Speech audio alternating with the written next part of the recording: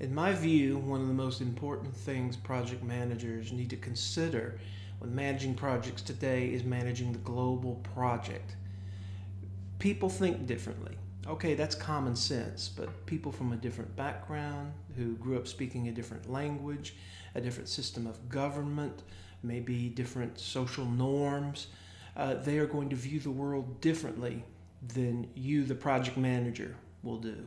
And sometimes things that you say or do or communicate that in your mind you think is being very effective and perhaps motivating and a good way to organize the team could be taken exactly the opposite way by team members who come from different parts of the world. Classic example of this, I spent over 15 years working in projects in Japanese companies. 9 years with NEC, 7 with Panasonic.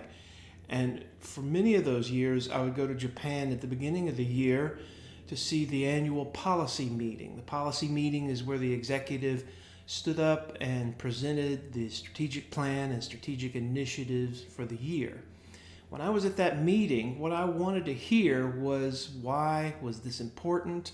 Why should I feel good about being with the company? Why the goal that is being laid out for the year is so compelling that I really want to be a part of it. But I didn't get that. What I got instead was talk about cost reduction, inventory management, reducing cost. It was terrible. I told my Japanese boss it was like pouring poison over my head. It was so demotivating. And that what I really wanted to have is some executive pump us up, give us a vision and purpose.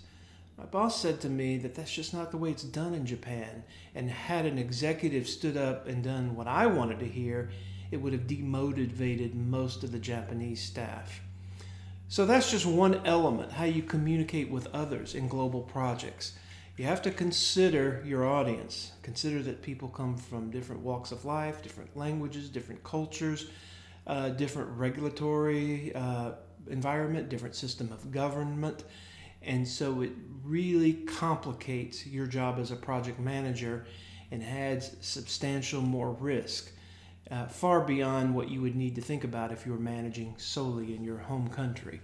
In fact, I'm so passionate about this, I wrote a book about it, and that was just released end of last year from Business Expert Press on executing global projects. There's a lot to it, a lot for project managers to think about, and I encourage you to think about this, because I can't think of a single project these days that would be absent of at least some component of interaction with teams, people, vendors, suppliers, clients outside your home company. So it's very important to think about these days in the information age in which we live.